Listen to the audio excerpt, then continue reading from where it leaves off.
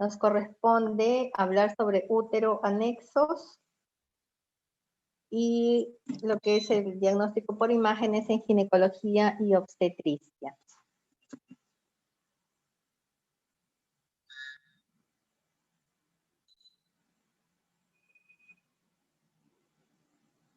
Bien, en cuanto a, bueno, estos son algunos de los temas que se van a tratar y los objetivos en general, pues conocer los diferentes métodos de diagnóstico por imágenes en la evaluación de los órganos ginecológicos y determinar el uso correcto de los diferentes métodos de imágenes disponibles para el adecuado procedimiento diagnóstico en ginecología y obstetricia, falta ahí, ¿no?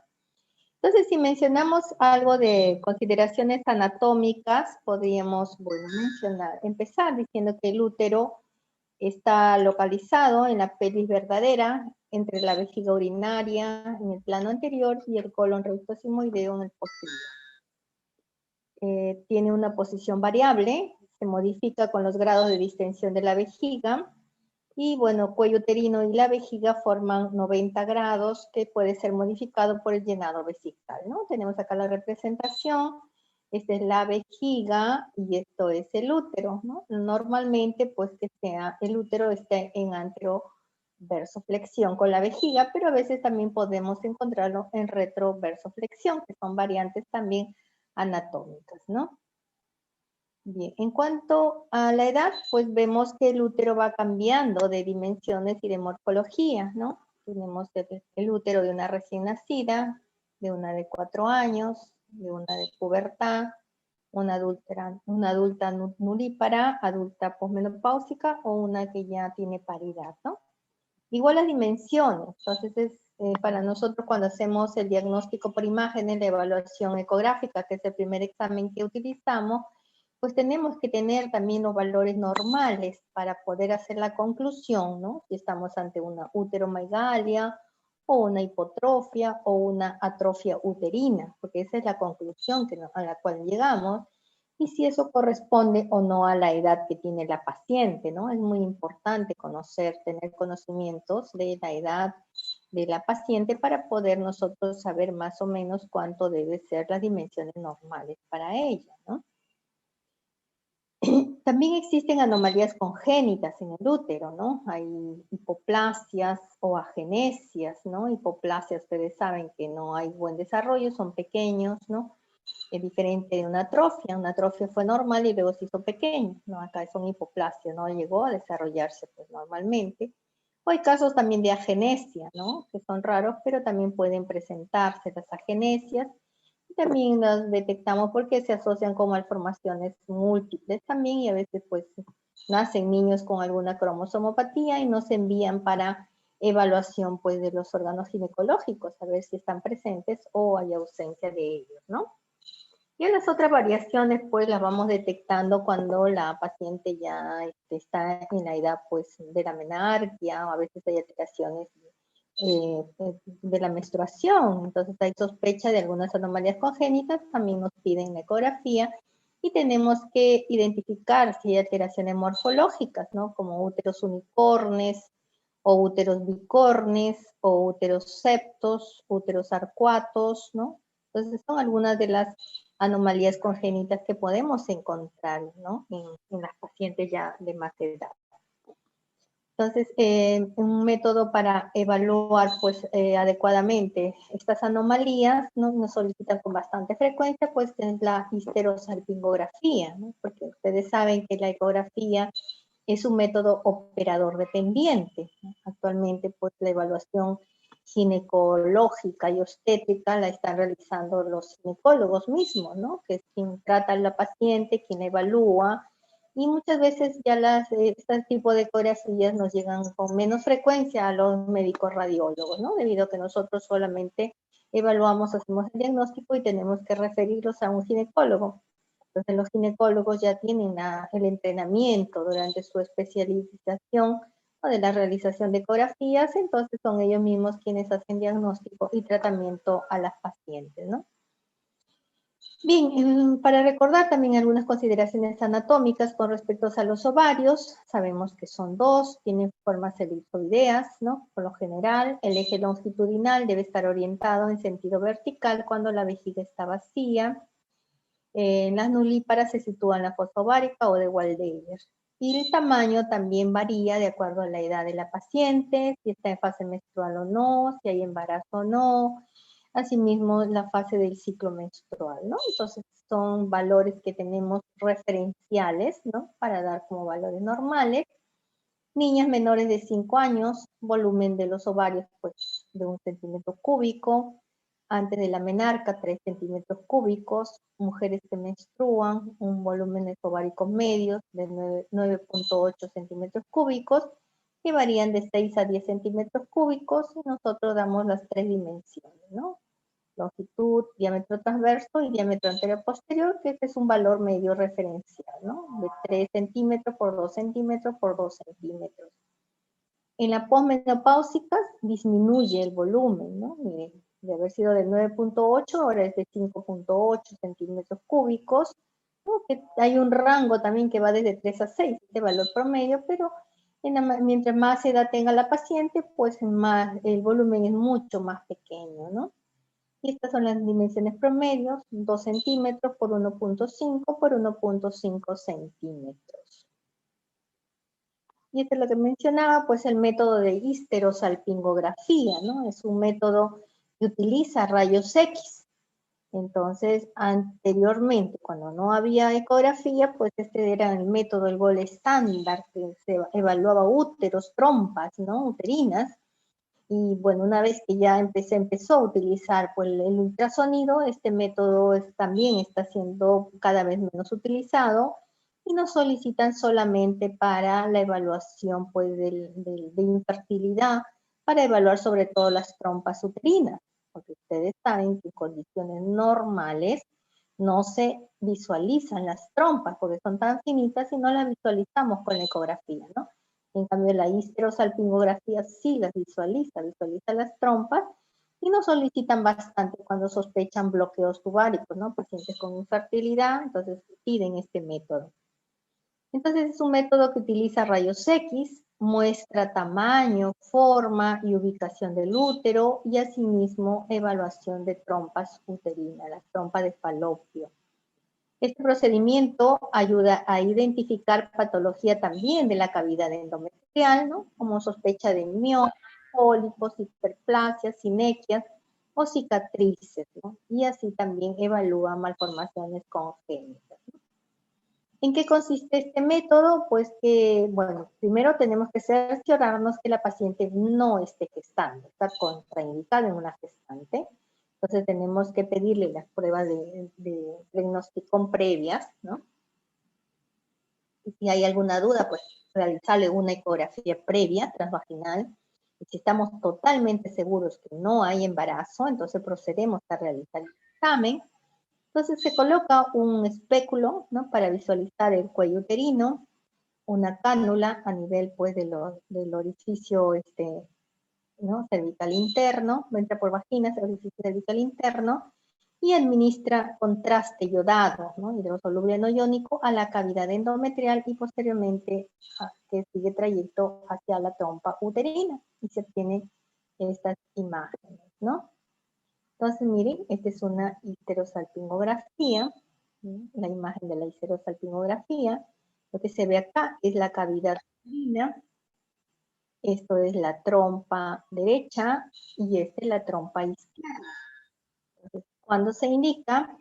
Cuando hay infertilidad, infertilidad con sospecha de bloqueo tubario, entonces está indicada la histerosalpingografía. Las hemorragias uterinas también, pero se contraindica cuando la paciente está sangrando, en plena hemorragia no, por eso hemorragia uterina ya cada vez se usa menos. ¿Por qué? Porque le puedes hacer una ecografía transvaginal y puedes determinar pues si hay miomas con la ecografía transvaginal, si hay pólipos, si hay hiperplasia de endometrio, ¿no? Todas las causas de hemorragia lo puedes determinar con una ecografía. Por eso actualmente esta indicación es cada vez más relativa, ¿no? Casi ya no se pide por hemorragia uterina una histerosalpingografía. Para malformaciones congénitas sí, porque evalúa muy bien, ¿no es cierto?, la cavidad endometrial, determina qué tipo de malformación congénita puede haber, determina también si hay algún problema con las trompas, ¿no? Entonces, serían estas dos indicaciones para una histero, ¿no? La infertilidad, determinación de bloqueo tubárico, o para evaluar malformaciones congénitas. Contraindicado el método, pues sospecha de embarazo, alergias a medios de contraste o pacientes que tengan infecciones pélvicas también, ¿no? Entonces, evaluamos a la paciente y tenemos que preguntarle, ¿no? ¿Usted es alérgica al contraste iodado? Te dice no.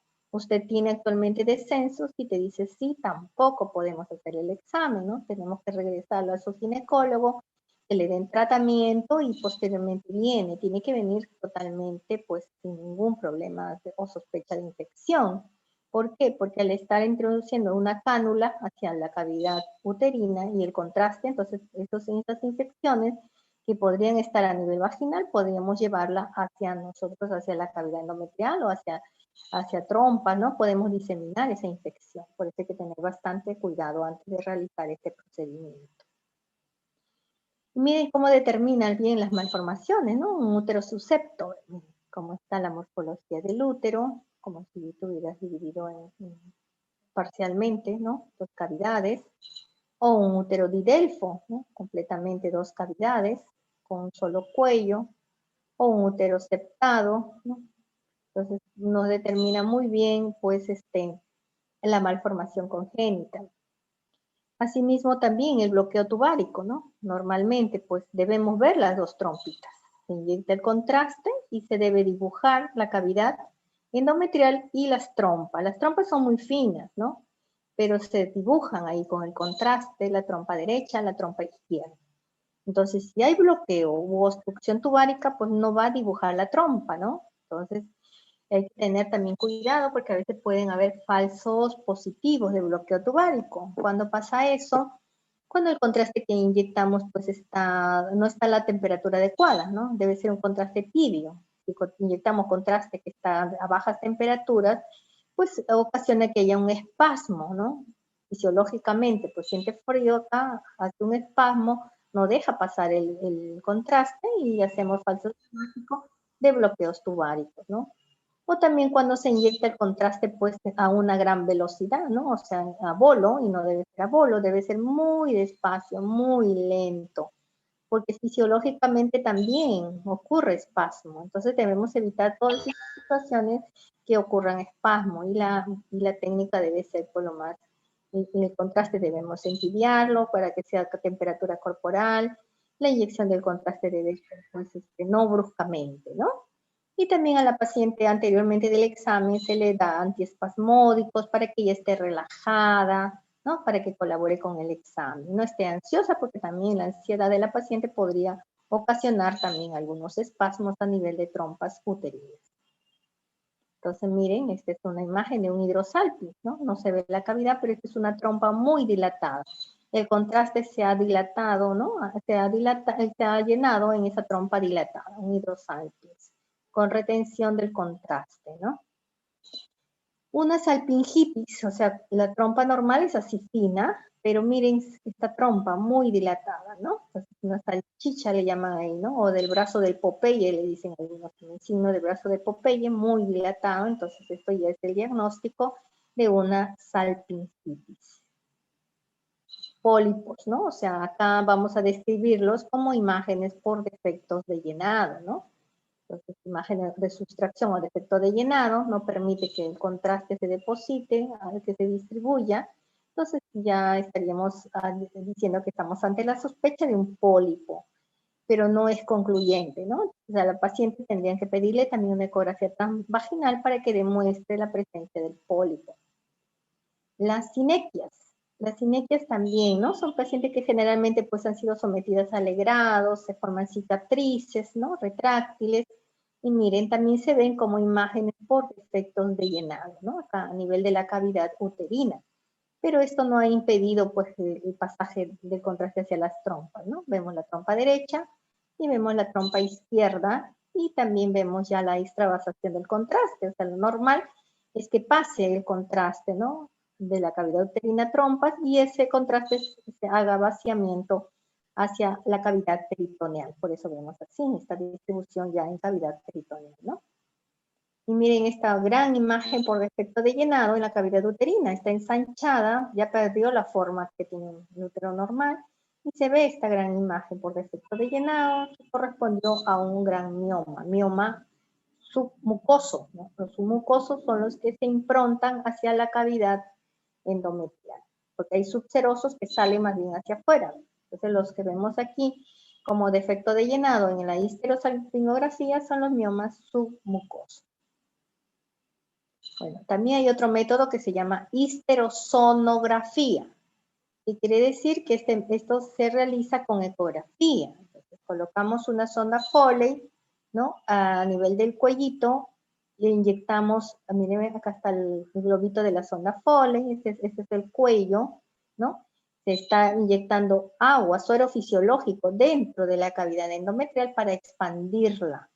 Entonces hacemos la expansión y vemos, ¿no? Y eso se emplea cuando se realiza la ecografía transvaginal y hay dudas que haya pólipos endometriales, miomas endometriales, ¿no? O alguna sinequia.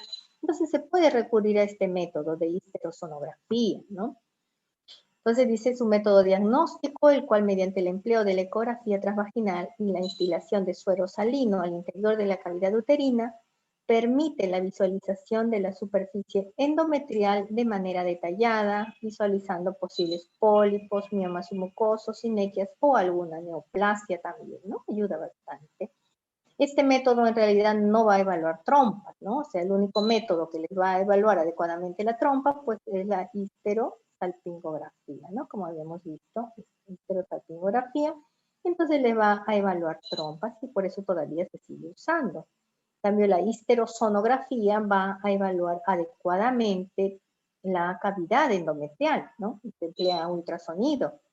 Entonces expandimos aquí con suero y tratamos de visualizar pues si la imagen que veíamos anormal, si es un pólipo, o es un mioma, o es una sinequia, o a veces alguna neoplasia también del endometrio, ¿no? Hace bien ese diagnóstico diferencial. Esta es la imagen de una histerosonografía, ¿no? Donde se está inyectando el agua y miren, expandió y ¿qué sería? Un pólipo endometrial, ¿no? Este es el útero. Esto de acá es el fondo, esto es miometrio, esta es la cavidad endometrial expandida con líquido y esta es la imagen del pólipo, ¿no? Grande es el pólipo. Entonces, ¿cómo ayudan los métodos en el estudio del útero? Miren, la ultrasonografía tiene su ventaja, pero tiene su desventaja, ustedes ya saben. De la ventaja es de fácil acceso, es rápida, bajo costo, inocua, pronto el informe, terminas el examen, ya tienes el informe. ¿Cuál es la desventaja? Que es operador dependiente. O sea, que el que lo realiza tiene que tener entrenamiento, ¿no? Experiencia. Campo visual restringido menciona, ¿no? O sea, de repente hay por ahí asas intestinales con gas o la ampolla rectal con gas, pues ya no te permite visualizar adecuadamente todos los órganos, ¿no? O de la esfera ginecológica. Esa es una gran limitación. Tiene menor resolución de contraste y espacial, hay muchos artefactos también, ¿no? El gas de los intestinos, la grasa también, tejido adiposo, ¿no? Pacientes que son gorditas con bastante tejido adiposo, tampoco permite que pase adecuadamente el ultrasonido, ¿no? La resonancia magnética es un excelente método con resolución de contraste, mayor campo visual, ¿no? Es amplio el campo visual, adquisiciones volumétricas en varios planos, es reproducible, o sea, tienes la imagen, tú la puedes visualizar en todas las estaciones que tenga de trabajo, puedes enviarla pues a una laptop, no sé, a la paciente, grabar en un DVD, pues es reproducible, es inocua, usa radiaciones no ionizantes, ¿no es cierto? La resonancia magnética.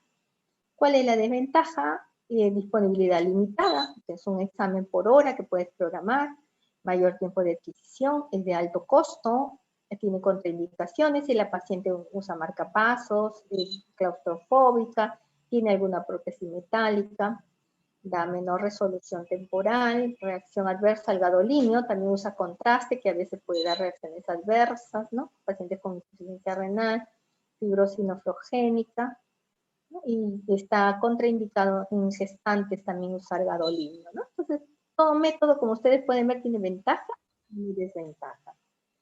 La tomografía da excelente resolución, buena resolución de contraste, es reproducible, es rápida, permite reconstrucciones multiplanares, pero tiene desventaja la gran radiación ionizante, reacciones adversas al medio de contraste iodado, costo intermedio, la disponibilidad también es intermedia, depende pues de las salas que priorizan también en los exámenes, y no debe usarse en embarazo, o si lo usa pues en forma muy limitada que lo justifique, ¿no?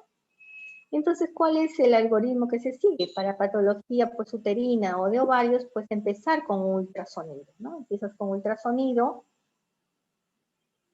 y posteriormente, pues, si no quieres irradiarla a la paciente con radiación ionizante, pues puedes pedirle una resonancia magnética, ¿verdad?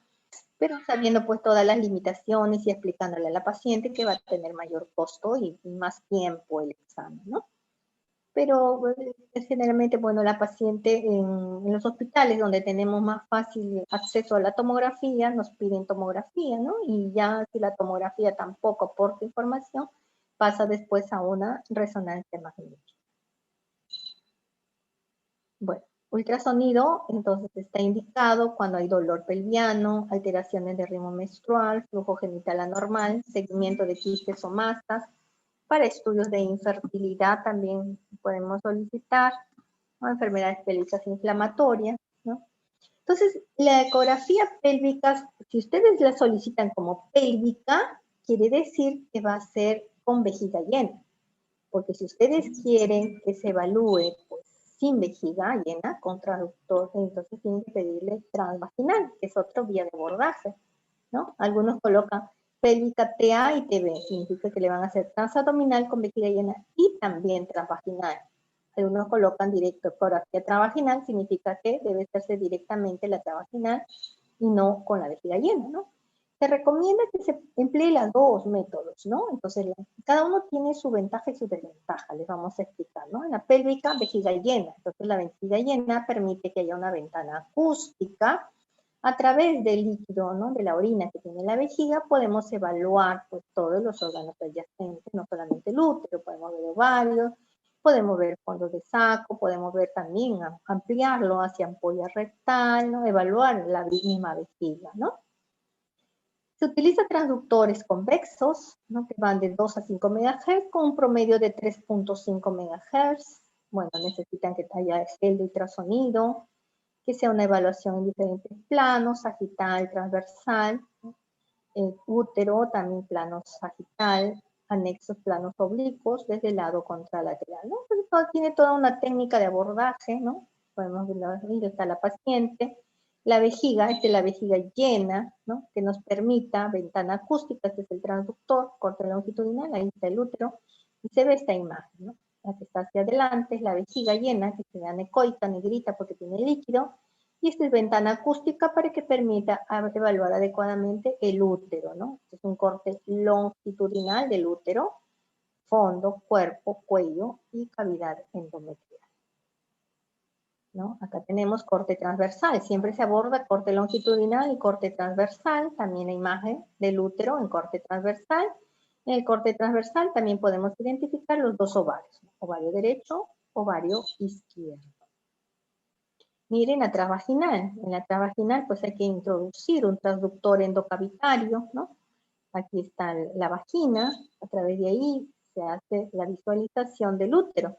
Y acá la vejiga debe estar vacía. O sea, en este método no vamos a evaluar vejiga, no vamos a evaluar ampolla rectal, solamente nos vamos a limitar a evaluar útero y ovarios, nada más. En cambio, con esta vía de abordaje, podemos hacer más cortes, podemos evaluar la vejiga, podemos ampliar estudio a otros órganos. Por eso, algunos prefieren las dos técnicas, ¿no? Primero que la paciente llene la vejiga, hacemos esta pélvica transabdominal, y luego vacíe vejiga y hacemos la transvaginal. Y ojo, la paciente para hacerle transvaginal tiene que haber tenido relaciones sexuales anteriormente, ¿no? O sea, no ser una paciente virgen, ¿no? Porque pasa muchas veces que a la paciente no le hacen esa pregunta y nos viene la solicitud transabdominal y transvaginal. Y le decimos a la paciente, ¿usted alguna vez ya tuvo relaciones sexuales? Y dice, no, nunca. Bueno, no podemos hacerle transvaginal, ¿no? Entonces le explicamos a la paciente y solamente hacemos la vía pélvica transabdominal, ¿no? Porque estamos colocando un transductor pues, a nivel de en la vagina. Entonces, esta pregunta siempre hay que hacerle a la paciente antes de pedirle, hacerle la indicación de una ecografía transvaginal. Miren la imagen pues, del útero, ¿no? Se ve con más detalle toda la morfología, se ve muy bien endometrio y también evalúa mucho mejor a los ovarios, ¿no? Y tenemos el corte transversal en un acceso transvaginal, ¿no? Y acá están los ovarios. Ovario derecho, no ha salido bien el ovario izquierdo. Unos dicen que este es el signo del hocico de Tenca, ¿no? Un buen corte transversal. Con los residentes le decimos, saca el hocico de Tenca, o sea, tiene que presentar así. Algunos dicen el beso de la moza, porque parece, ¿no? Los labios gruesos de una mujer negra, pues lo dicen el beso de la moza. Cuando recién están aprendiendo, a veces no sacan esta imagen, ¿no? Entonces, tener estas dos imágenes significa que ha habido más entrenamiento, ¿no? La transvaginal pues tiene una sensibilidad del 88%, especificidad del 94.6%, que puede mejorar con la inclusión del Doppler color. Actualmente todas las ecografías pélvicas transvaginales se hacen pues, en modo B y también Doppler color, ¿no? Sobre todo pues si hay alguna lesión hay que colocarle Doppler para evaluar la vascularización. Bueno, es un método pues no invasivo, menciona entre comillas no invasivo porque no estamos colocando agujas, nada, solamente el transductor, explicarle a la paciente que se le va a colocar un transductor en la vagina. Es barata, bueno, está asequible, ¿no? El costo no es tanto, requiere que el explorador también esté calificado, ¿no? Entrenado para este procedimiento. Bueno, hay errores también en ultrasonido, como una mala interpretación de las imágenes,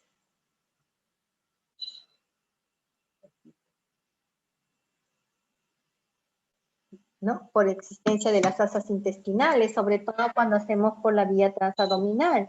Entonces se interponen las asas intestinales con gases y no nos dejan visualizar las imágenes adecuadamente o nos da falsas imágenes. También en ultrasonido no se pueden detectar lesiones que midan menos de 15, dice 1.5 centímetros, ¿no? Algunos, bueno, depende de la resolución también del equipo, ¿no? Algunos sí tienen buena resolución, tienen un buen transductor, podrían detectarse lesiones, ¿no? Pero menos de 3 milímetros en realidad no los vemos en el equipo, ¿no? También una paciente que esté con falta de preparación, con numerosas, los intestinos llenos de heces o de gases también, no nos permite evaluarlo ni por vía transabdominal ni por vía transvaginal, ¿no? Entonces, de preferencia, tenemos que decir a la paciente pues, que se ponga un enema, que tome antiflatulentos para poderle hacer un adecuado examen. Bueno, los ovarios también cambian con la edad, ¿no? Un ovario, pues, en una niña es muy diferente a una mujer que ya está madura o en una mujer menopáusica, ¿no? La menopáusica se va atrofiando, dice volumen, dice 6.2. Entonces, a medida pues que va pasando la edad, también ya los folículos que en un inicio se veían, ¿no? Multifoliculares, ya posteriormente ya no identificamos los folículos. Y eso es importante también en las mujeres a veces que son, que tienen infertilidad, nos piden evaluar pues ovarios, volumen, su reserva ovárica, ¿no? Todo eso tenemos que evaluar, contar cuántos folículos de reserva, las dimensiones de esos folículos. Entonces, hacer una ecografía ginecológica, pues es una ecografía que debe ser realizada con detenimiento, dedicándole el tiempo adecuado, ¿no? Para evaluar cómo debe ser pues el útero con todas sus estructuras anatómicas, así como los ovarios también. También cambian con la edad, ¿no? Con el ciclo menstrual, los ovarios, ¿no? Sabemos pues que empiezan siendo folículos primordiales, luego pasan a ser folículos dominantes, ¿no? A veces, muchas veces esos folículos dominantes son formados como quistes. Y bueno, son quistes por la forma, son quistes, pero tenemos que ponerle quiste folículo particular, de parte de lo fisiológico de una mujer, ¿no? Porque hay veces pues que le preocupan a las pacientes, ellas no saben que hay un ciclo menstrual, que se ve diferente por los folículos, y llevan el diagnóstico de quistes, y ya están que es quiste y que tienen que ser operadas, ¿no? Entonces hay que tener bastante cuidado también cuando hacemos esos diagnósticos de los quistes en los ovarios, ¿no? Y bueno, también hay quistes de cuerpo lúteo, ¿no? Generalmente son unilaterales, son grandes, 5 a 10 centímetros, entonces hay que tranquilizar a la paciente porque, miren, a veces diagnosticamos una masa quística de 5 centímetros y ellos ya dicen, no, 5 centímetros es cirugía, tengo que ser operado, ¿no? Si es un quiste de cuerpo lúteo, pues no es quirúrgico, ¿no? Entonces tiene características ecográficas que nos permiten distinguirla, ¿no? Como márgenes lisos, pared delgada, contenido anecoico, y así se complica, empieza a haber hemorragia o torsión, ¿no? Y acá está la imagen del cuerpo lúteo, miren, como una imagen quística de grandes dimensiones, y acá ayuda bastante el Doppler color, ¿no? Colocamos Doppler color y vemos aquí el arco de fuego. Entonces esto significa que es un cuerpo lúteo o cuerpo amarillo. Hay que tranquilizar a la paciente y decirle, bueno, solamente va a tener su control, o vaya con el ginecólogo le va a dar tratamiento y ya posteriormente regrese a su control. También es frecuente que nos llegan las pacientes con los síndromes de ovarios poliquísticos, ¿no? Entonces son jovencitas que le hacemos por la vía transabdominal, generalmente, ¿no? A transabdominal, la vejiga bien llena, debe estar muy bien preparada la paciente, ¿no? Entonces le pedimos que se coloque un enema un día antes, que tome sus antiflatulentos para que los intestinos no se interpongan, ¿no? Entonces esto, bueno, cuando son jóvenes, cuando ya son pacientes que ya han tenido relaciones, pues se prefiere hacerle el abordaje por vía transvaginal para evaluar mejor los ovarios poliquísticos, ¿no? Entonces, estas pacientes pues se caracterizan por presentar periodos de amenorrea, son generalmente pues tienden a la obesidad, hiperandrogenismo, ¿no? Y en la ecografía pues vamos a identificarlos como ovarios grandes, ¿no? Grandes, con múltiples folículos acá periféricos, con diámetros que van de 3 a 8 milímetros, ¿no? Entonces, hay criterios, pues, ecográficos, ¿no? Las sociedades de ginecología varían estos criterios para el diagnóstico de ovarios poliquísticos, ¿no?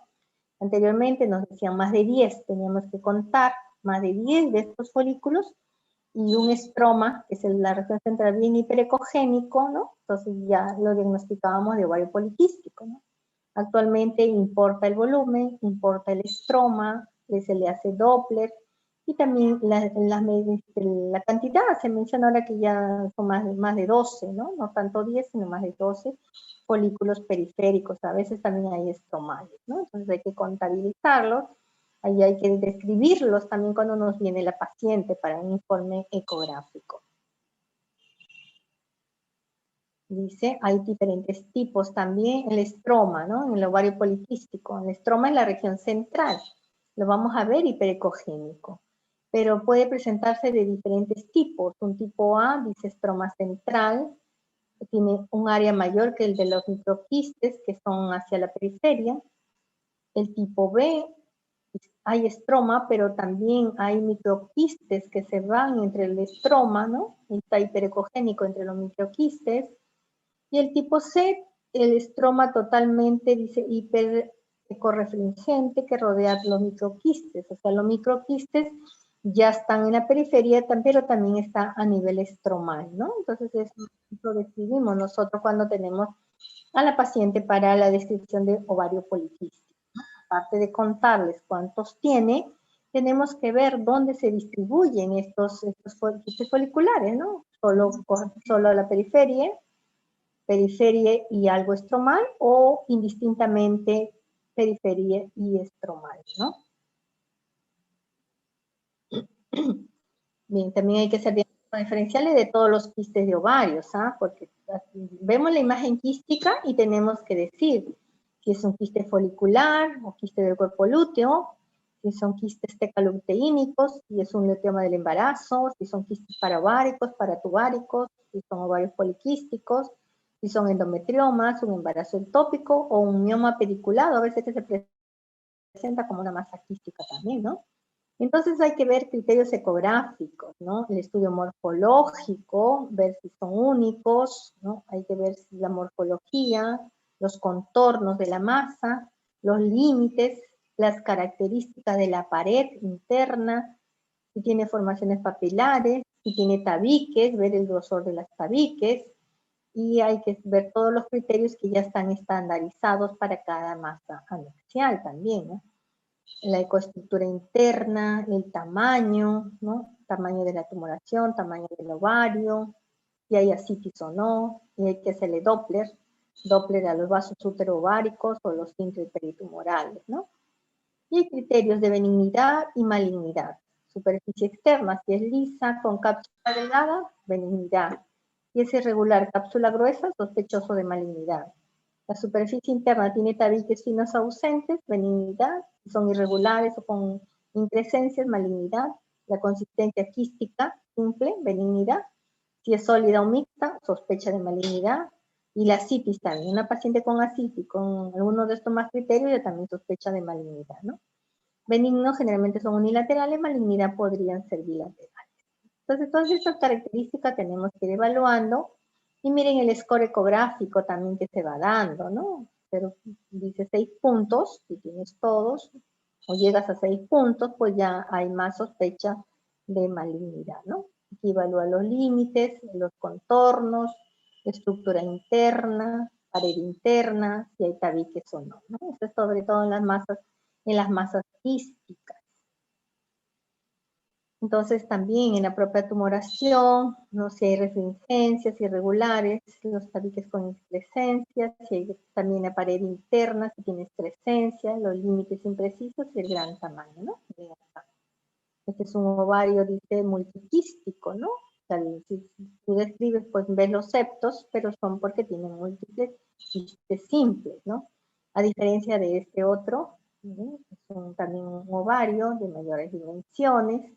También tiene acá unas imágenes quísticas foliculares. Pero acá ya vemos unas masas mixtas, ya no tienen la forma del ovario, ¿no? Tienen aquí contenido sólido dentro de quiste. Esta es una lesión mixta acá, lesión mixta con contenido sólido intraquístico. Entonces es importante que cuando encontremos las lesiones mixtas coloquemos Doppler, ¿no? Ahorita en ginecología, ginecobstetricia, el Doppler es muy importante, ¿no? Porque ya está estandarizado también cómo es el índice de resistencia, cómo son los patrones del flujo, de la espectrometría también, ¿no? Con las lesiones malignas y las lesiones benignas. Entonces, eso hay que tener conocimiento para poder hacer en la conclusión, ¿no? La conclusión como una masa mixta, decir si es predominantemente quística o predominantemente sólida, con flujo color, pues, ¿no? Periférico o intralesional, con valores pues del índice de resistencia de tanto, velocidades medias de tanto, ¿no? Entonces, y en la conclusión, con todas las características, ya concluimos como lesión mixta altamente sospechosa de malignidad o lesión con características de benignidad, ¿no? Entonces, la ecografía Doppler es un método que está ayudando mucho para precisar el diagnóstico de las masas. Bueno, hay que ver también si hay bilateralidad, la presencia de ascitis también, miren, aquí se está visualizando dos lesiones, ¿no? Está en el modo, hay una lesión masa quística, la han visto en el lado derecho, y tanto en el izquierdo, están colocando el Doppler, hay un contenido sólido, miren, pequeño, pero ahí, ¿no? Sólido intraquístico, y acá tiene un tabique, colocan el Doppler color y también da sospechas de malignidad, ¿no? Se dice que las lesiones con bajos índices de resistencia, o sea, si vemos acá la espectrometría, el pico es muy bajo, miren, con respecto pues a que sería de la sístole y de la diástole. Entonces el índice de resistencia acá es bajo. Cuando el índice de resistencia sale muy bajo, entonces ya hay más sospechas de malignidad, ¿no? Esta paciente tiene ascitis, este es el líquido libre, también sospecha de malignidad. Y miren el alto flujo desorganizado, ¿no? También sospechas de malignidad. Este paciente es un ovario con una masa, ¿no? Tiene un cáncer de ovario, que también se asocia a una salpingitis en ella. adenocarcinoma también, ¿no? Es una masa mixta, miren, tiene muy desorganizada, hay bastante vascularización, componente sólido de la masa, componente líquido, son lesiones mixtas, ¿no? Esto correspondió a un cisto adenocarcinoma. Y acá lo que les mencionaba, ¿no? Las masas mixtas, miren, quística sólida, sólida interquístico. Todo esto ha sido la lesión quística y dentro de ese gran quiste está el componente sólido. Entonces el Doppler se le hace al componente sólido y se ve pues índice de resistencia en 0.31, es maligno, ¿no? Lo ideal porque tenga más de 0.5, pero si usted ve 0.4, 0.3, 0.31, como en este caso, ya nos orienta pues de que es un tumor maligno de ovario. Acá también hay otro, una masa mixta, miren, ¿no? Esto ya pierde la morfología de un ovario, todo esto es la masa, se coloca Doppler, ¿no? El componente sólido, y su índice de resistencia también 0.41, es bajo, ¿no? Entonces todos los índices de resistencia bajos orientan a sospechas de malignidad. Es decir, un carcinoma seroso de ovario también, ¿no? Al inicio dice es unilocular, los tabiques son muy finos, ¿no? En ocasiones parece un quiste hemorrágico. Entonces, cuando ya va a su control y empezamos a ver aquí que aparece contenido sólido o hay tabiques gruesos, también ya debemos hacerle Doppler para ver la vascularización de esos tabiques, ver los índices de resistencia y ya que nos oriente pues hacia las sospechas de malignidad. Este otro carcinoma endometrioide, ¿no? Este también es un ovario, también una lesión mixta, predominantemente sólida. Acá tenemos que decir que predomina, si predomina lo líquido o predomina lo sólido. En este caso veo sólido, sólido, sólido, predominantemente sólido, ¿no? Se hace el Doppler color y se determina pues la neovascularización, índice de resistencia baja. En este caso fue un carcinoma endometrioide. También hay carcinomas mucinosos, ¿no? Que son de menor frecuencia. Se va a presentar, esta es la pieza operatoria, ¿no? Toda esta masa, miren, una masa quística con áreas sólidas y tabique, que corresponde hasta la imagen ecográfica, ¿no? El área líquida, el área sólida, la vascularización en el área sólida, ¿no? Y se le hace el Doppler, también bajos índices de resistencia. Teratomas también, ¿no? Es una neoplasia de células germinativas. Aquí se ve como una masa muy heterogénea. Entonces, cuando hay sospecha de teratomas, ¿no? Hay que pedirle una tomografía. ¿Por qué? Porque en estos casos pueden haber componentes de calcio, dientes, huesitos, ¿no? Entonces, eso se ve mejor con la tomografía. Porque acá a veces cuando hay calcio nos da sombra y no nos permite determinar adecuadamente. Entonces, lo planteamos la posibilidad, por la gran heterogeneidad, por las calcificaciones con sombra acústica, por los componentes que tiene líquido sólido, planteamos la posibilidad de teratoma y entonces ya su médico tratante, pues, ¿no? O el mismo ginecólogo que hace el examen, ya quiere ampliar el estudio con una tomografía. La tomografía sí va a identificar mucho mejor todo el componente, ¿no? Si es grasa, lo va a ver con unidad de Hanfield negativa. Si es calcio, positiva, altamente positiva, ¿no? Por el calcio. Lo líquido lo va a ver también que se acerca pues a cero, valores bajos de índice de atenuación o unidad de Hanfield, ¿no? Entonces ahí la tomografía ayuda a identificar mejor los componentes de ese teratoma. Otros tumores, ¿no? Tumores de la granulosa, que son tumores estromales benignos, ¿no? Son sólidos con cavidad, con áreas pequeñas quísticas de bordes mal definidos y también se le hace su estudio Doppler, Doppler color con evaluación de los índices de resistencia, ¿no? ¿Y cómo ayuda la tomografía? La tomografía en patología ginecológica es una prueba de imagen, ¿no? Los pacientes que acuden a urgencias con dolor pélvico agudo crónico y o masas pélvicas de causas desconocidas. Se indica para quistes ováricos hemorrágicos, embarazos ectópicos, enfermedades pélvicas inflamatorias, torsión de ovario, miomas degenerados, endometriosis o masas pélvicas. En realidad, pues, si hacemos una tomografía para la parte ginecológica, Entonces tenemos que tener consideración también pues de la morfología normal de acuerdo a la edad de la paciente, ¿no? Porque si es una paciente añosa, útero y ovarios van a estar muy hipotróficos, muy pequeños, casi no identificables, ¿no? Entonces tenemos que tener una adecuada indicación del examen, ¿no? Cualquiera de estas indicaciones para poder orientarnos, pues, ¿no? Con la imagen tomográfica.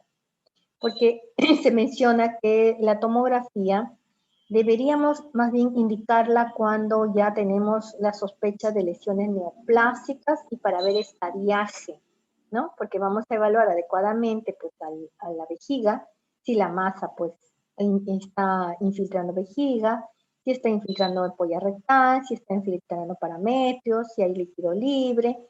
Entonces nos ayuda a identificar ya la extensión de la enfermedad mucho mejor, ¿no? Y justifica irradiar a la paciente y colocarle contraste, entonces el estadiaje pues, de alguna neoplasia, ¿no? Entonces dice que puede hacer un diagnóstico diferencial limitado, por eso no se pide pues una tomografía si quieres diferenciar si es quiste folicular, quiste cuerpo lúteo, quiste hemorrágico, quiste adenoma, endometrioma. No sería recomendable para estos procesos pues tomografía, porque lo puedes diferenciar muy bien con una ecografía Doppler, ¿no? Para esto no se recomienda. Entonces recomiendas cuando ya tienes el diagnóstico de un cáncer de ovario, cualquier tipo de cáncer de ovario o un teratoma de ovario, pides la tomografía para el estadiaje o para evaluar mejor los componentes de esa masa que no ha sido bien identificada con la ecografía Doppler. Mire, en cambio dice acá sí, en teratomas, en hidrosalpis, en una EPI, un carcinoma de ovario, o también evaluar varices pélvicas también, ¿no? Ayuda más la tomografía entonces, en estos casos.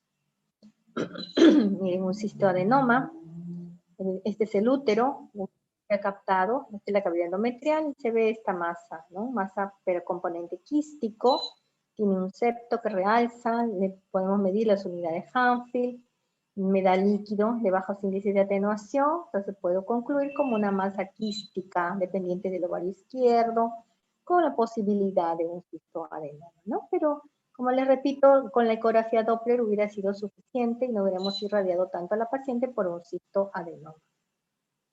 Endometriomas también con una ecografía Doppler, pero en este caso también han pedido la tomografía, ¿no? La tomografía contrastada, evidencia la gran formación quística, miren, ¿no?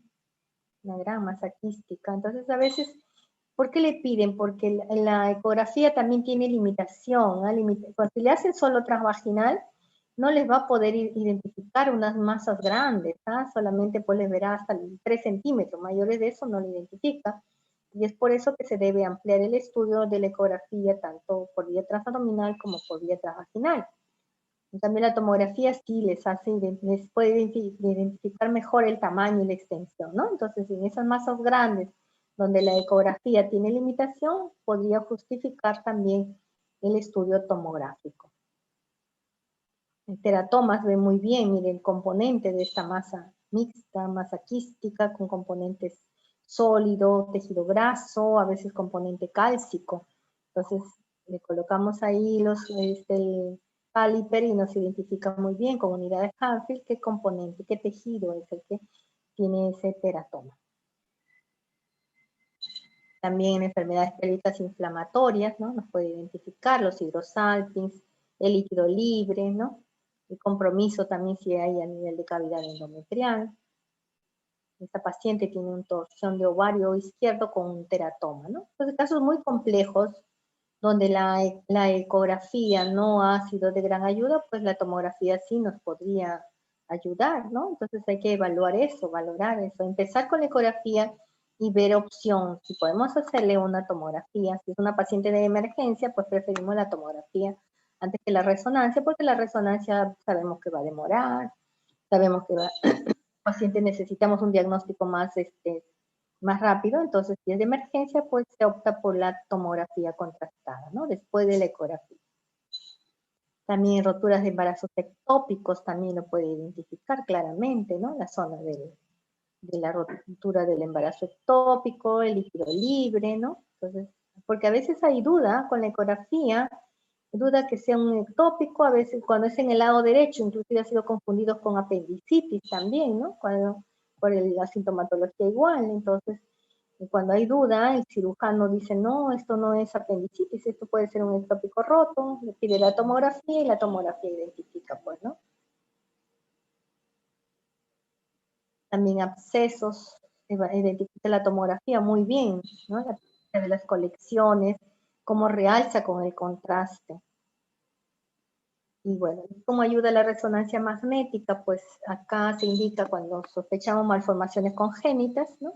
Evalúa muy bien la morfología del útero, de los ovarios, la patología inflamatoria también cuando hay hallazgos dudosos en ecografía, y la patología tumoral también de úteros y ovarios, ¿no?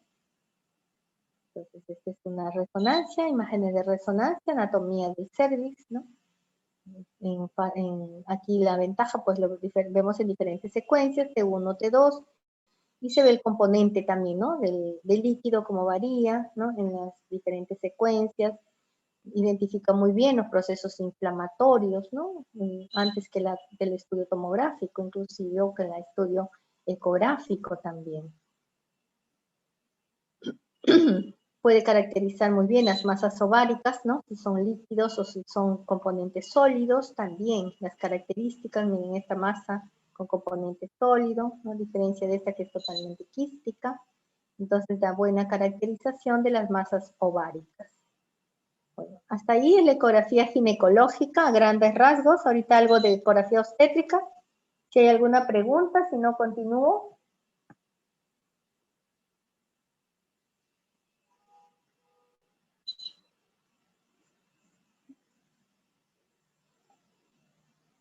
Bueno, vamos a continuar entonces.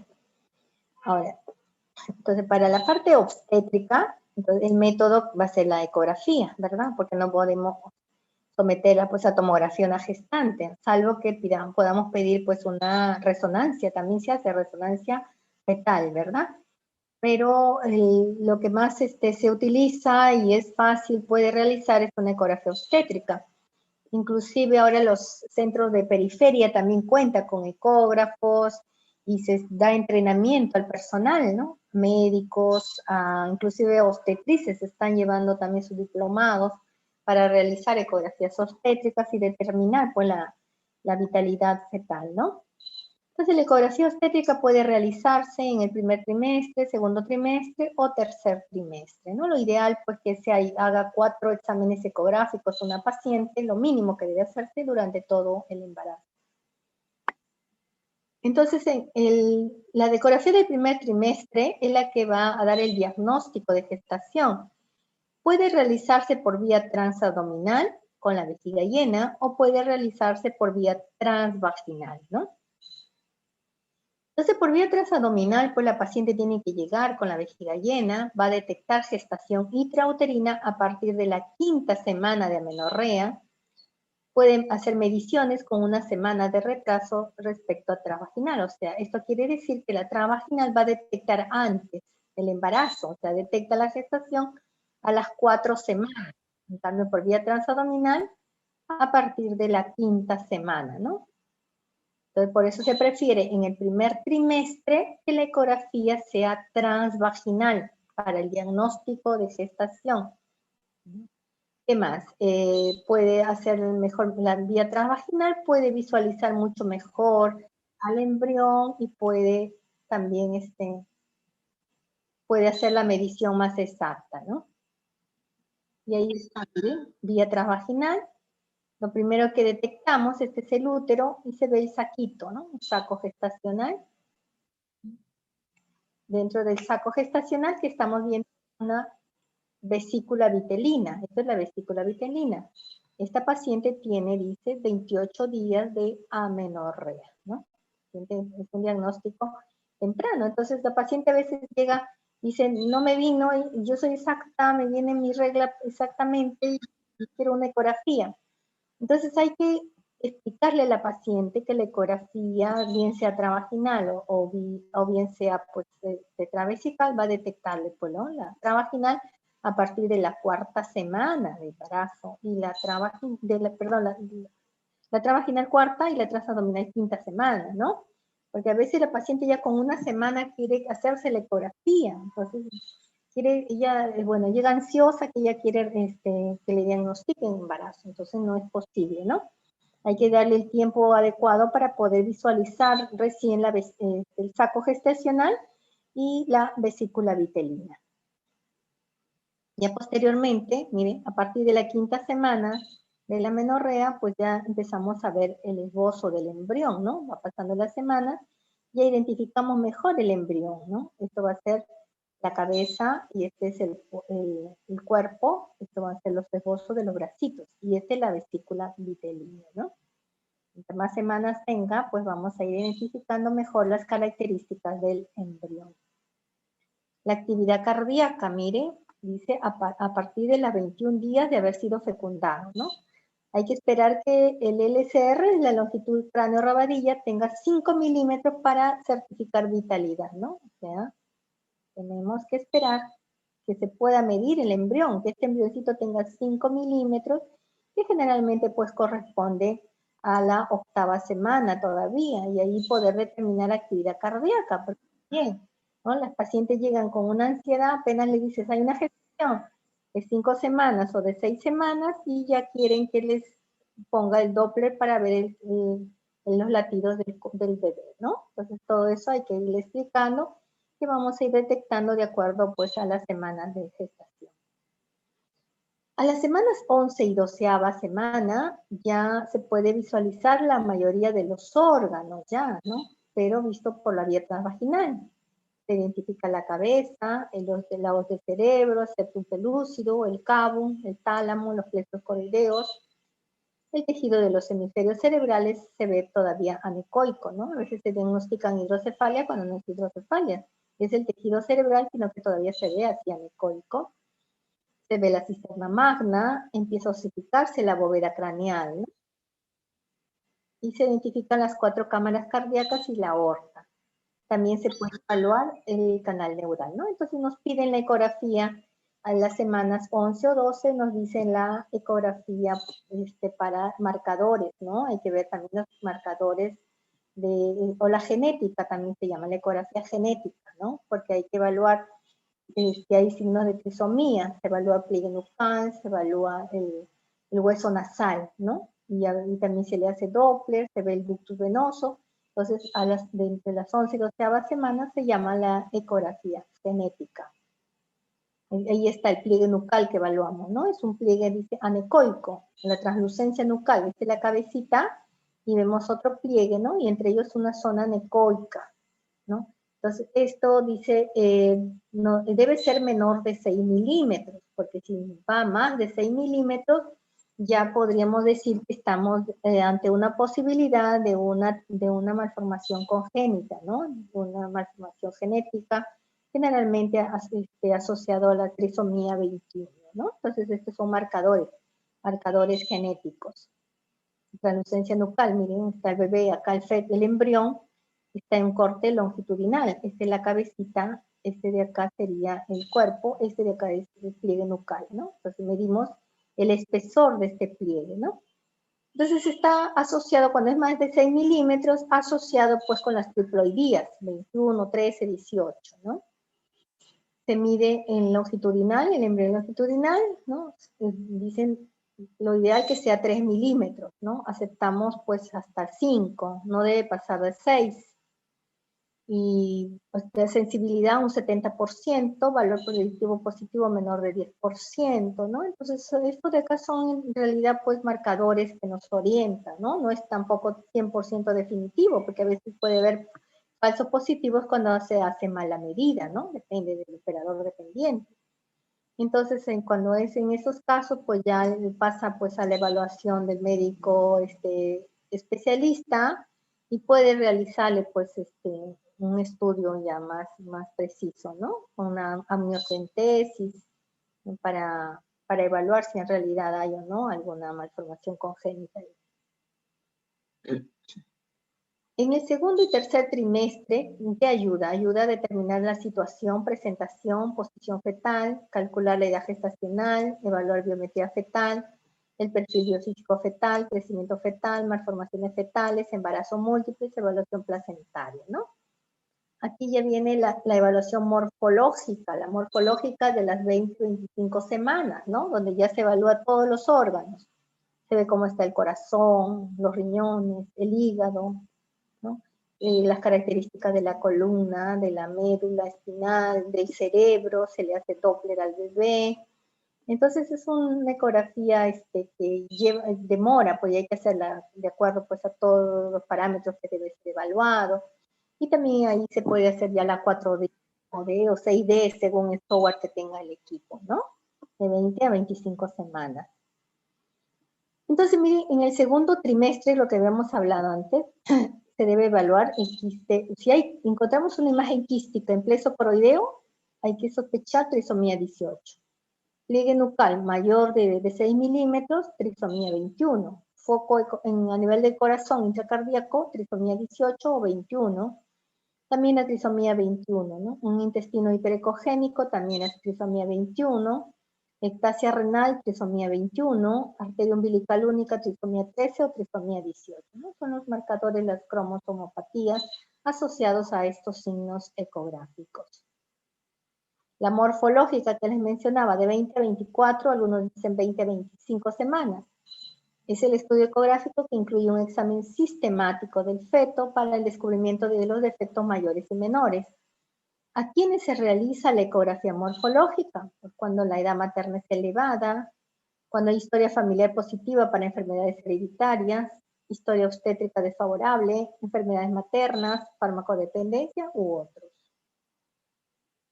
Entonces, ¿qué parámetros nosotros identificamos, evaluamos para dar el cálculo de la edad gestacional, ¿no? Entonces, para eso medimos el diámetro biparietal del feto, la circunferencia cefálica, la circunferencia abdominal, la longitud del fémur, y también se puede medir otros huesos largos, ¿no? Pero estos son lo básico que damos en mediciones básicas, y el software automáticamente también da el peso, ¿no? Y da los percentiles de crecimiento. Y ahí, ¿no? Entonces, ¿qué detectamos? Tenemos que hacer descarte de algunas hidrocefalias, ¿no? Acá ya podemos decir, si encontramos ya cavidades encefálicas rellenas de líquido, pues ya hacemos el diagnóstico de las hidrocefalias o de las anencefalias también que hemos visto, ¿no? Acá, como en este caso, no se ve el cerebro formado adecuadamente, ¿no? El paciente con hidrocefalia, la severa, todo este es el cráneo, ¿no? Dentro solamente hay la fosa posterior y todo el resto está lleno de líquido. También se coloca Doppler. Cuando encontramos alguna malformación o algún problema, ¿no? cerebral, hay que colocar Doppler color. También se puede detectar los labios leporinos, ¿no? Y lo ideal acá hacerlo con 4D. Este es 2D. 2D, la boquita, acá se identifica el labio leporino, pero si ustedes le aplican el 4D, 5D, 6D, podrían diagnosticar mucho mejor el labio leporino. Acá también, ¿no? El labio leporino está ahí. Se debería ser continuo y vemos esta zona acá. El labio leporino. También un hidrospetal, cuando encontramos a un feto pues con la cavidad abdominal llena de líquido, ¿no? En la zona del pliegue también nucal, miren, lleno de líquido, a nivel del tejido celular subcutáneo también líquido, entonces ya hacemos el diagnóstico de un hidrospetal. Lo mismo paciente con hidrospetal. También hay malformaciones como hidromas quísticos, ¿no? Dilataciones quísticas que salen a nivel de la nuca del feto también. Entonces, con la ecografía tenemos que ir evaluando todo eso, ir identificando pues algunas malformaciones, ¿no? Esta sería la triple burbuja, también podemos encontrar por atresia del yeyuno, ¿no? Que hemos visto en la radiografía de abdomen simple, también podemos identificarla aquí en la ecografía. Entonces tenemos que conocer la morfología normal fetal para poder identificar alguna anormalidad fetal, ¿no? Esa es la ecografía morfológica. Se va evaluando todos los órganos, ¿no? La doble burbuja por atresia duodenal. atresia yeyunal, la triple, y la doble burbuja, la atresia duodenal, ¿no? Polidramnios también, ¿no? Valoramos líquido amniótico y vemos pues la cantidad de líquido que hay, ¿no? Sospecha de atresia yeyunal, ¿no? También evaluar riñones para identificar si estamos ante una pielectasia o hidronefrosis renal. A veces también riñones pélvicos, ¿no? Está en la vejiga y el riñón está allí, a nivel de la pelvis. O también agenesias renales. Evaluar estructuras óseas también, ir viendo huesos largos para poder hacer diagnóstico temprano de una displasia ósea, ¿no? También tibia, peroné, no se han formado adecuadamente, hay sospecha de displasia ósea. Siempre aplicar el Doppler color para evaluar arteria umbilical, ¿no? También evaluar las arterias uterinas. O sea, hay que hacer una evaluación Doppler también, ¿no? Del feto, del corazón, del cerebro, de la arteria umbilical, de las arterias uterinas. Hacer un buen estudio ecográfico obstétrico, pues en realidad demora, debe ser con todos los requisitos que se requieren, ¿no? Bueno, para diagnóstico de malformaciones fetales, malformaciones de TORCH, ¿no? Los que le piden la ecografía debe hacerse también a niveles, ¿no? Nivel 1 solamente les va a dar mediciones, el nivel 2 ya le tiene que hacer la morfológica, pero en un nivel 3 ya debe hacerse pues diagnóstico con biopsias coriales, amniocentesis, unicoloscentesis, o sea, ya es de mayor complejidad, ¿no? A nivel 3, especializados. Marcadores también que deben hacerse al bebé, ver estudio también del ADN, los cariotipos, evaluar si son gestantes de alto riesgo malformativo, si ha tenido hijos anteriores portadores de malformaciones, patología materna, hijos de padres con enfermedades autosómicas dominantes, exposición materna a teratógenos, infecciones embriopáticas, ¿no? Y esto evaluamos también el perfil biofísico con la ecografía obstétrica, ¿no? Donde se evalúan los movimientos fetales, los movimientos corporales, ¿no? Los respiratorios, los corporales, el tono fetal, la reactividad fetal, el líquido amniótico. Este perfil biofísico tiene sensibilidad del 90%, especificidad 96% y falsos negativos que van de 0,5 a 0,8%. Estos son parámetros que vamos evaluando con la ecografía obstétrica y vamos dando puntaje, ¿no? Lo ideal, si hacemos todos estos 5 parámetros, son 10 sobre 10.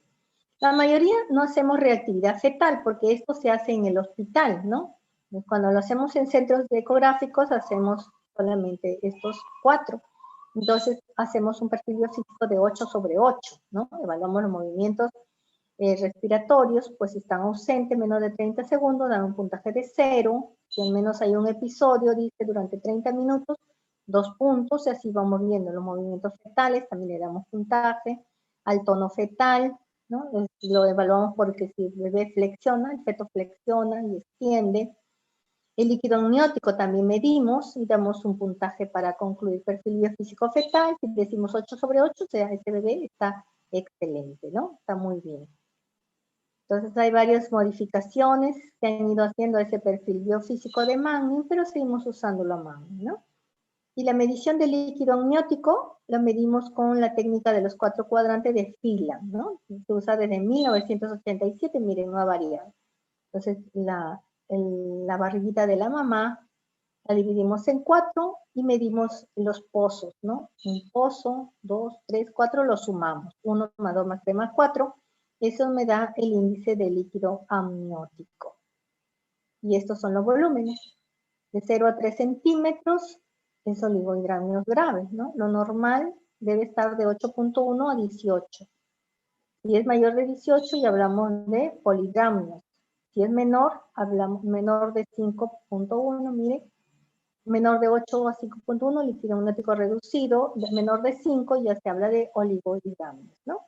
Entonces es importantísimo la medición del líquido amniótico también que tenemos que dar. Vemos toda la biometría, vemos la morfología, vemos el perfil biofísico, donde también se incluye la medición del líquido amniótico, ¿no? Entonces estas son algunas causas de oligohidramnios. Si decimos oligohidramnios, entonces se tiene que hacer descarte, ¿no? De algunas otras patologías fetales, ¿no? Crecimiento intrauterino retardado, anomalías congénitas a nivel renal o cromosomopatía, alguna patología materna, síndrome hipertensivo, síndrome antifosfolipídico, enfermedades de colágeno, diabetes mellitus, hipovolemias, que usan drogas, ¿no? También hay patologías placentarias, hay rotura prematura de membranas, ¿no? O causas idiopáticas. Y también, bueno, son las mismas. Polidramios también tiene varias causas, patologías fetales, obstrucción gastrointestinal, anomalías congénitas, arritmias cardíacas, infecciones, hidroxia fetal, tumores fetales, ¿no? Maternas, la diabetes mellitus, aloinmunizaciones, y placentarias como el síndrome transfusor transfundido, coriangiomas o placentas circunvaladas. Y bueno, la placenta también se evalúa, ¿no? Por grano, que también es de 1979, donde vamos dando grados a la placenta, ¿no? Si tiene la placa basal, no hay refringencia, grado 0. Tiene refringencia, grado 1. Refringencia en forma de granos, grado 2. Refringencia lineales y gruesa, grado 3, ¿no? O sea, decir grado 3 significa ya decir un grado de madurez placentaria, ¿no? Que ya está próximo, pues, al nacimiento del feto, ¿no? Se ve el parénquima, si es ecogenicidad homogénea, si hay áreas de mayor ecogenicidad, si tiene áreas ecogénicas, si no hay ecos ya, grado 3. La placa corial también si es lisa, bien definida, grado 0, con ondulaciones grado 1, indentaciones grado 2, indentaciones con tabiques grado 3, ¿no? Entonces se da puntajes también para ver la clasificación placentaria y también, bueno, parte de la evaluación ecográfica es también evaluación del sexo fetal, ¿no? Eso importa bastante en los padres, sobre todo, ¿no? Padres quieren saber la determinación del sexo. Bueno, nosotros conocemos con los signos, ¿no? El signo del grano del café, pues esto es para sexo femenino, y el signo de la tortuguita o de la chimenea, le llaman algunos, también es para el sexo masculino, ¿no? Entonces eso lo determinamos muy bien cuando hay buena cantidad de líquido amniótico. Entonces por eso se prefiere las ecografías morfológicas, las 4D, 5D, pues cuando el feto tiene 20, 25 semanas, ¿no? Que tiene buena cantidad de líquido y ahí también es buena edad para determinar sexo fetal, ¿no? Bien, ¿hasta acá alguna pregunta, por favor? A ver, necesito que... Doctora, en caso de radiografía, ¿el embarazo es una contraindicación absoluta o se puede realizar en el último trimestre? ¿Qué tipo de radiografía? Depende. ¿De tórax, de abdomen, de miembros, de dónde? ¿Qué tipo de Digamos, radiografía? alguna radiografía que no comprometa directamente al feto. Sí, nos piden ecografía de tórax, por ejemplo, ahorita que está el COVID, ¿no? Entonces podríamos hacerle una ecografía de tórax, pero tenemos que blindar el abdomen, o sea, se le usa una falda emplomada, se le coloca a la gestante, ¿no? Inclusive tomografías también hemos hecho, ¿no? Ahorita que son pacientes graves con COVID, entonces urgente, el médico pide tomografía, entonces tenemos que colocarle el blindaje ahí en la zona donde está el feto, ¿no? De preferencia, pues tiene que ser después de que ha sucedido la organogénesis. O sea, ya después de las 12 semanas, donde ya es feto, ya tiene todos los órganos, ahí, antes de eso sería contraproducente y tienes que evaluar y explicarle a la paciente todos los riesgos que puede haber, ¿no? Desde riesgo de aborto, si le haces la tomografía, o de las grandes malformaciones congénitas, ¿no? Los riesgos después, ya cuando el feto está, pues, segundo, tercer trimestre, pues son efectos que los vas a ver después, quizás, ¿no? Ese niño podría tener efectos estocásticos, ¿no? No determinísticos con el tiempo, eso lo sabremos después, entonces se tiene que evaluar riesgo-beneficio. De preferencia, no hacerle ningún examen con rayos X a la paciente, ninguno. Pero si es algo que pone en riesgo su vida, entonces sí, pero blindamos la zona de donde está el feto, ¿no? Hacemos con esas consideraciones. Inclusive nos han pedido a veces para pancreatitis aguda, ¿no? Gestantes que han hecho pancreatitis. Entonces le explicamos al paciente los riesgos, pues, ¿no? Las pacientes a veces se niegan totalmente, ¿ah? Si tengan el diagnóstico que tengan, dicen, no me voy a hacer, y es firman ahí que no serán sometidas ni a un rayos X ni a una tomografía. Si el médico le diga está en riesgo su vida y necesito el examen, pues ellas optan por no hacerse, ¿no? Por los riesgos de su feto. Pero hay otras que sí, asumen el riesgo, dicen, bueno, está en riesgo mi vida, tengo que tomar decisiones. Tratamos de lo posible, pues, ¿no? De blindar ahí la zona del feto, pero ustedes saben que a veces pues, hay radiaciones que son de rebote o a pesar de blindaje pueden pasar. O si hacemos ecografías tomografías de abdomen, pues imagínense, está ya, ahí va a ser irradiada de todas maneras la zona, ¿no?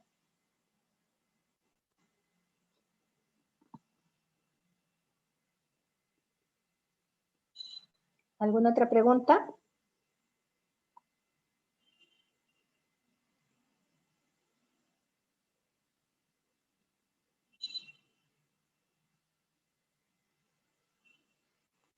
Bueno, entonces, te podría comentar también. A veces pasa que, por ejemplo, hemos hecho histerosalpingografías que mencioné y no se le realizó prueba de pregnosticón ni tampoco la ecografía. La paciente decía que ya había tenido su menstruación, entonces se confiaron. Entonces se realizó la histerosalpingografía y que hemos visto, pues había una imagen por defecto de llenado, ¿no? A nivel de fondo. Entonces dijimos que es un mioma, un pólipo, entonces lo pasamos a ecografía y ¿qué resultaba? Pues que había ahí un saco gestacional. La paciente había estado gestando. Entonces, por eso, cuando se hace histerosalpingografía, se sugiere que le pidan siempre el pregnosticón o una beta-HCG, ¿no? Que detecta más precozmente. Entonces ya con la gran certeza de que no hay embarazo, recién pasarla a una histerosalpingografía a la paciente, ¿no? Porque ahí sí, pues la paciente que se le realizó, pues de ahí tuvo un aborto, ¿no? Entonces llegó muy mortificada, inclusive pues quería denunciar, pero en realidad pues hubo un problema de no haberse cerciorado pues el médico que realizó la histerosalpingografía, ¿no? Entonces son casos que a veces vemos con relativa frecuencia y es por eso que con esa experiencia actualmente pues exigimos bastante, ¿no? Pues, tener la certeza de que no haya una gestación.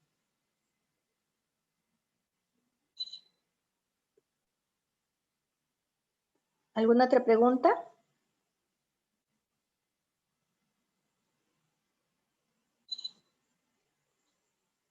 ¿Sí quedó claro? Entonces, lo que me gustaría es que ustedes, que les quede claro la ecografía genética, que es en el primer trimestre, donde se va a evaluar por la detección de las cromosomopatías, ¿no? Con los marcadores genéticos, la translucencia nucal que habíamos mencionado, ¿no? Hay más marcadores también que podrían ustedes investigar en el primer trimestre. Después ya de la morfológica, que se hace de 20 a 25 semanas, ¿no? Donde vamos a evaluar ya todos los órganos. En el tercer trimestre ya nosotros evaluamos pues el peso fetal, ¿no? La presentación del feto, si está bien, si está cefálico, está en buenas condiciones para el parto. Evaluamos también el líquido amniótico, el perfil biofísico ya en el último trimestre, ¿no? Entonces, esas consideraciones se toman en cuenta de acuerdo pues a la edad gestacional para la solicitud del examen, ¿no? Porque no solamente ustedes van a colocar ecografía obstétrica, tienen que saber pedirlo también, ¿no? Si ustedes ven una paciente pues que está recién, una gestación muy temprana, pueden pedirle ecografía transvaginal, ¿no? Menos de 12 semanas, porque después de 12 semanas ya no se puede hacer la transvaginal, porque ya no, el transductor ya no abarca ver todo el feto. Ya después de las 12 semanas, ustedes pidan de 12 a 14 semanas, pueden pedir la genética, ecografía genética, ¿no? Y después 20, 24 semanas la morfológica y de 25, 26 semanas la 4D, 5D, porque las pacientes cada vez quieren que se les realice, ¿no? Para ver la carita del bebé. Inclusive ahí detectan pues si hay algunas malformaciones, pues como labio leporino, paladar hendido, ¿no? Alguna malformación en alguno de los órganos. Y el sexo fetal también determinan pues 20 semanas, 25 semanas, no antes tampoco, ¿no? Es causa de error también.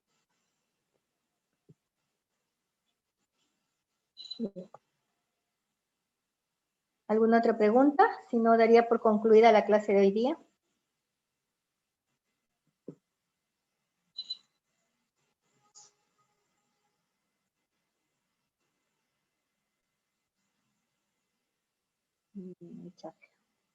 ¿Cuándo va a ser el examen de usted, el examen parcial?